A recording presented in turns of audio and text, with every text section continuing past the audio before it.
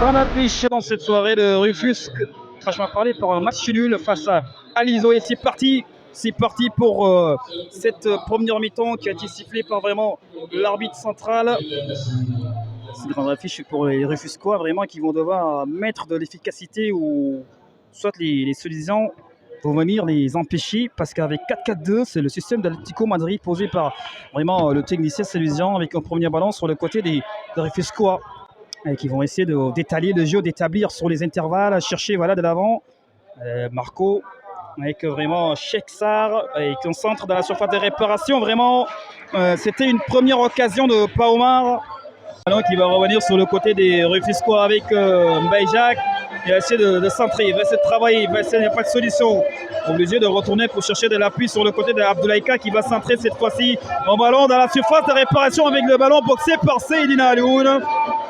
Mbaye Jacques Ndiaye et aussi Abdoulaïka, un deux gaucher, donc on va essayer de le mettre en premier poteau. Non, il va essayer de le jouer à deux avec cette frappe d'Abdoulaïka. Et vraiment capté par le soi-disant et le jeu gardien Seydina Alioune. Et la vivacité avec cette aile de pigeon, mais non, ça ne passera pas. Regardez, 3 jours, c'est Luisant, mais non. Récupéré, il va essayer de jouer avec Pama Mourmouch. Le 1-2, ça passe à Benzé, il va essayer de frapper. Une croisée, peut-être, voilà, c'est repoussé par leur défense d'Alerio. Quelle efficacité, quelle intensité. Le jeu proposé par les Sélusiens. Malik va essayer de dialoguer le changement de jeu sur Mbaye Jacques Ndiaye. Travailler avec son gaucher, essayer de décaler Mbaye Jacques avec en dédoublement le centre, en retrait, vraiment dans la surface de réparation.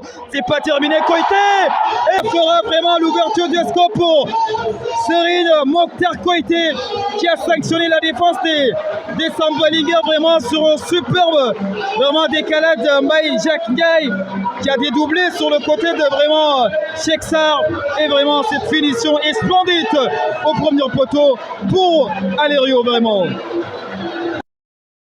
Quelle efficacité hein, parce que le centre était fabuleux d'abord où il y avait 2 jours d'Alerio, il y avait Koité Serine Mokhtar qui a disparu dans une première angle où il a cherché vraiment le premier poteau, il n'y avait personne. Toute la défense s'est penchée sur le niveau du premier poteau, c'est ça qui a vraiment éliminé la défense sélusienne, c'est le dédoublement de Mbaye Jacques Ndiaye et Cheikh Sarr qui a amené toute la défense au premier poteau, donc ce qui a permis à Koité de rester tranquille et voilà, recevoir ce ballon, il est glissé. Sarr va aller chercher cette touche, non. Il va atteindre au moins son tout petit peu. On va revenir chercher vraiment. C'est de retournement de situation avec ses gestes techniques. Il est passé avec ce centre extérieur. Capté par le fameux Seydina Alioune. Layous Abdoulaïka qui va essayer de revenir vraiment du geste technique, de l'expérience.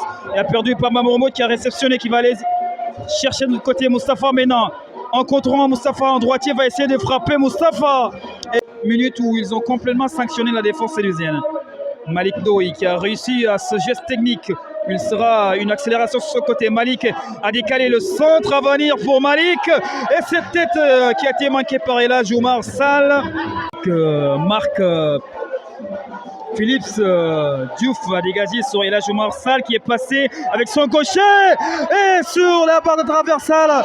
Quelle vraiment frappe de Elhadj Oumar Sall.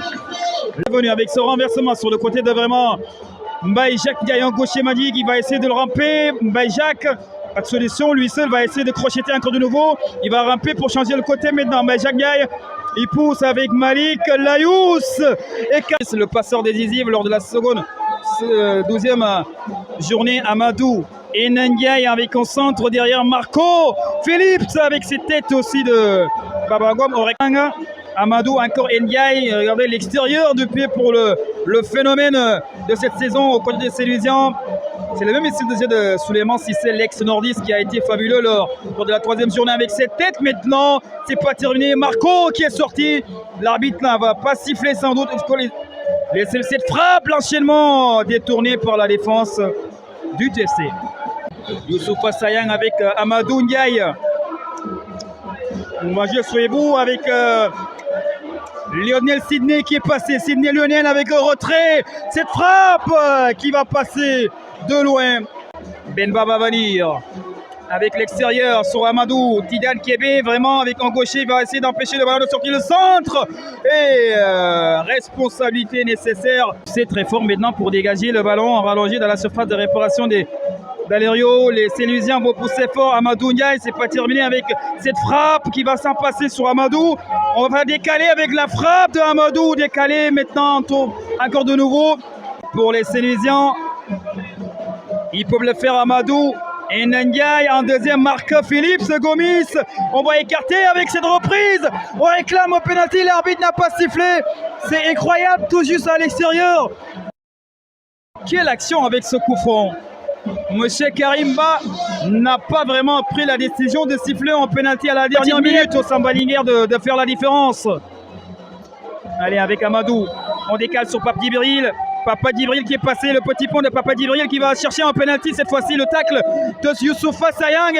C'est fini cette fois-ci, c'est fini cette fois-ci avec l'arbitre qui a pris la décision de siffler la fin de ce match. Vraiment, c'est tout juste ce genre de choses. À chaque fois que les Sélusiens jouent à l'extérieur, il y a de mauvais arbitrages.